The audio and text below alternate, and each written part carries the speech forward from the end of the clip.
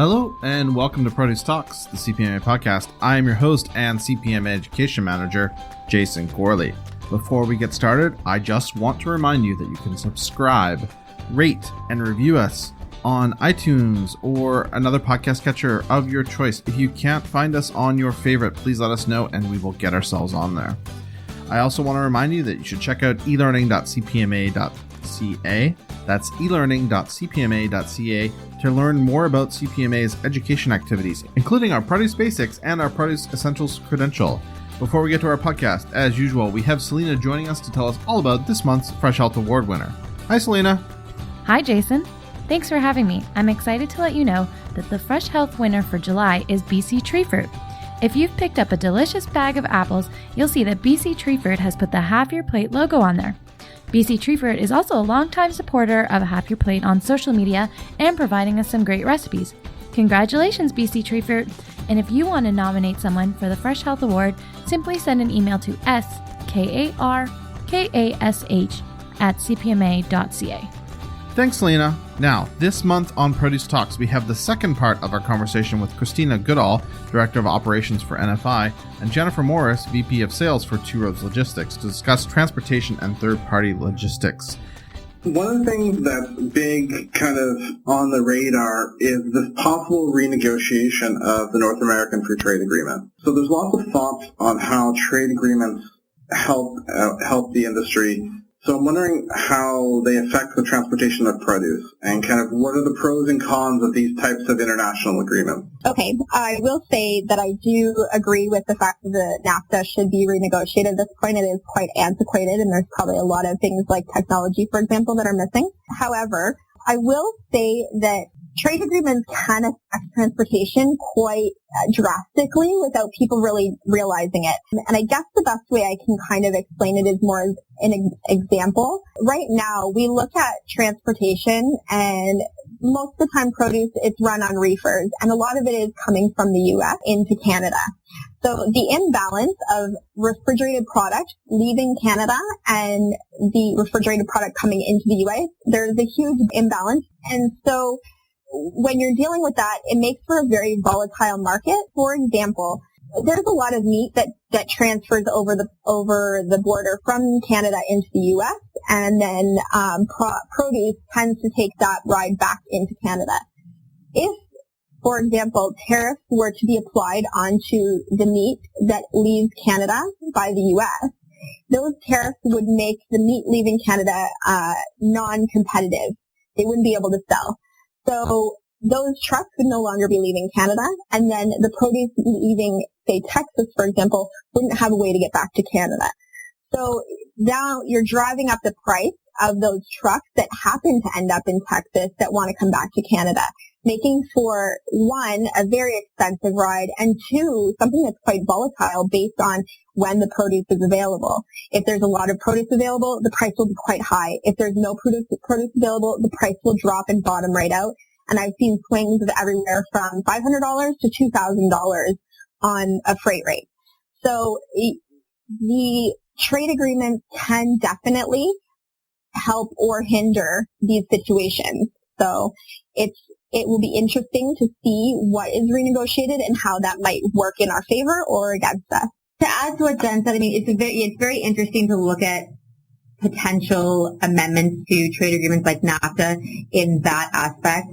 But, and everyone understands in the most basic sense that trade agreements like NAFTA were designed to facilitate the movement of freight in and out of the partnered countries. So any amendment or renegotiation of NAFTA could greatly affect Canada's economy and labor market, as well as the global supply chains that are built around these agreements. In the most basic sense, in a transportation perspective, changes to NAFTA could make border wait times longer than they already are, especially at Mexico borders, which, I mean, that's a lengthy process to begin with. Like Jen mentioned, it can have an effect on the price of goods and the import-export tax paid on these goods, and therefore ultimately affecting the amount of produce that, comes in and out of Canada across these borders.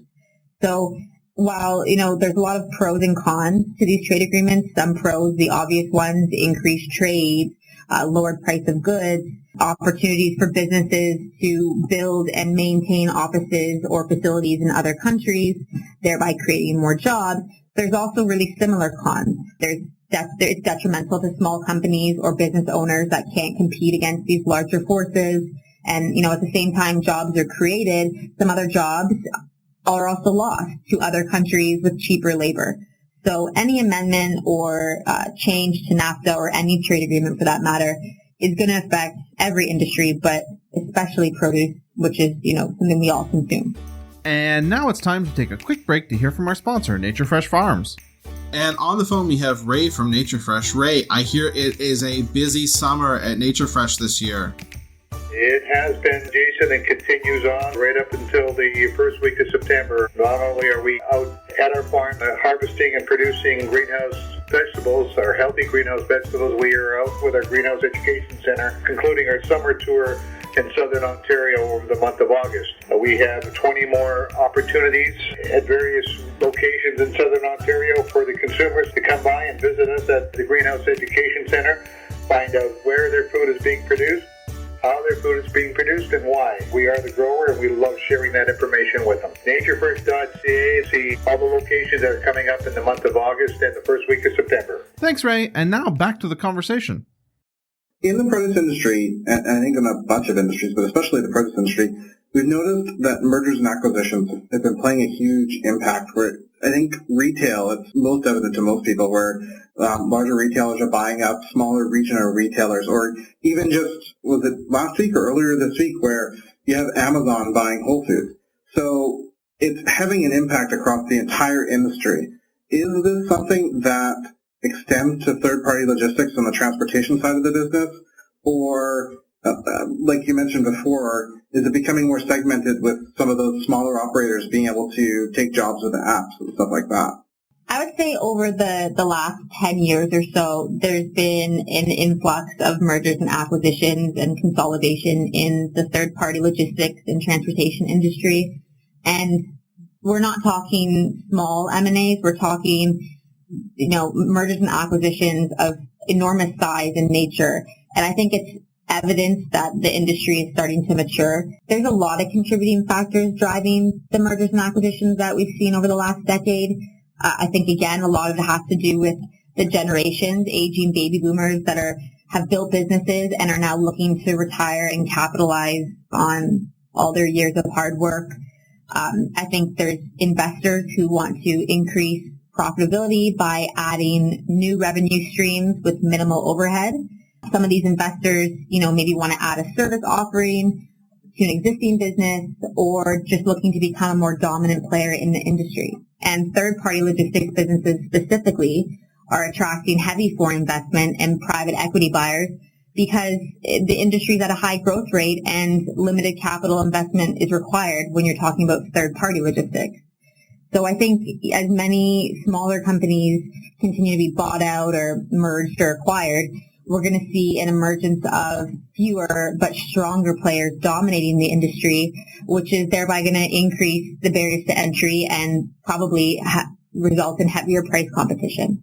I run a very small company, so it's interesting when I see mergers and acquisitions taking place around me, and that I think that's how a lot of larger companies increase their profit share and things like that is by making acquisitions that are going to make them more profitable, obviously, but also acquired companies for other reasons as well. There's always sometimes an interesting reason for people being acquired. Some companies will even just acquire another company just to temper the competition that they're creating. It's kind of a natural selection in business in any industry. I don't think that I would say transportation is any different than any other industry in this kind of way. It's just a matter of that maybe it's a little bit newer to people like investors and foreign investors that maybe it wasn't an industry that they had thought about to invest in before. I think that the mergers and acquisitions are just another tool that all industries kind of use to advance their profitability and their revenue. You're both very knowledgeable about this part of the industry. So I'm assuming since there's a lot of things that are changing, learning and understanding this part of the business is fairly important. So, Jen, I don't know if you have any thoughts on how somebody can really make the effort, or how important is it to keep up to date on how things are changing with this part of the business? I think that customers that have transportation companies as their vendors, I think that they need to sit down with their transportation companies and really start to learn. Whoever is dealing with the transportation at your company should be sitting down with your carriers or your transportation companies and asking them, please teach me what I need to know so that, one, I'm not held liable legally, because that can be possible in some instances, and also so that I can properly plan my business. I've already been having conversations with the customers that I have saying, listen, when your busy season is over, we need to sit down and we need to make a plan for what's happening in January. We need to be prepared. We need to understand how this is going to affect your business and how I, as your carrier, can help you, and how you as the customer need to make some changes so that you're not caught off guard. I think that companies that want to avoid the issue are going to be the ones that are harder hit. They're going to be scrambling. They're going to be having an issue. I think myself personally, I'm constantly learning in this industry, and I've been doing it for 15, 16 years now. There's no way you can sit down and be like, okay, I know everything I need to know about transportation. In the same way that you can't say that about produce. You just can't sit down and be like, okay, I'm finished learning.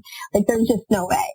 So I think that the produce industry specifically can definitely benefit from understanding the transportation industry much more than I find they do at this time. Just to elaborate on what Jen's saying, I think in today's truck market, and I mean today as in the last 18 months, a lot of customers or shippers often make price-driven decisions, the lowest price truck or keeping costs low. But there's definitely value in, maybe looking past the lowest truck option and seeking out like a valued strategic partner that's going to sit you down and educate you on changing industry trends and changing industry statistics so that you're educated, you as a customer or shipper, educated and understand how the world is not affecting just your product or your offering, but it's affecting the supply chain that helps to get your product to customers. So there's definitely value in finding these transportation companies and, developing that relationship and that partnership that will be mutually beneficial. Okay, so Kristina, before we go, do you have any last thoughts that you want to share about what everybody should know about transportation and logistics? Final thoughts.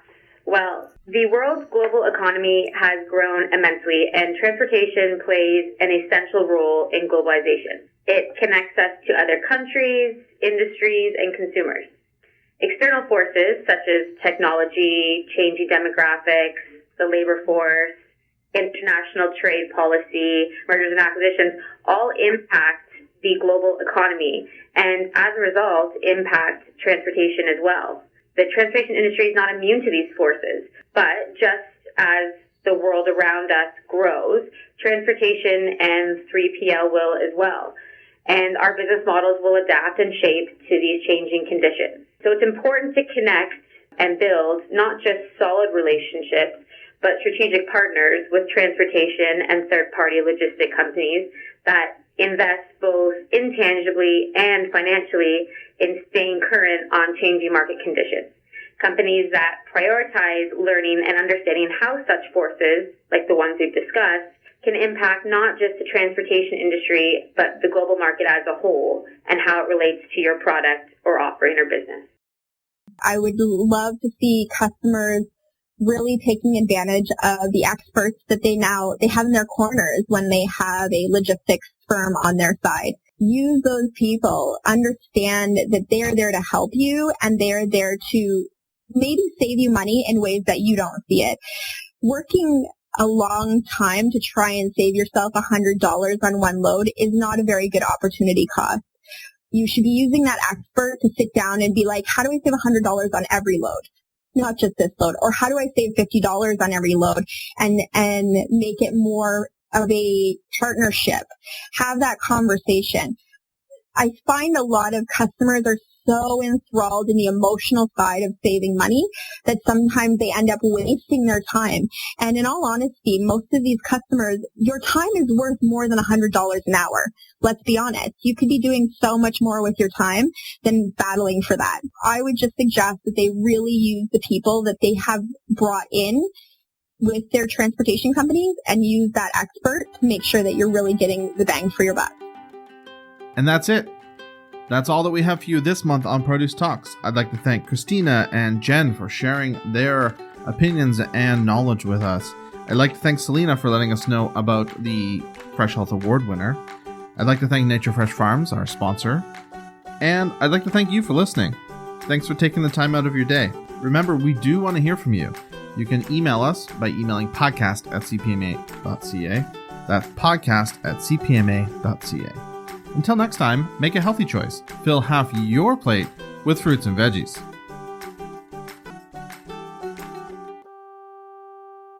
You will now be disconnected by the moderator.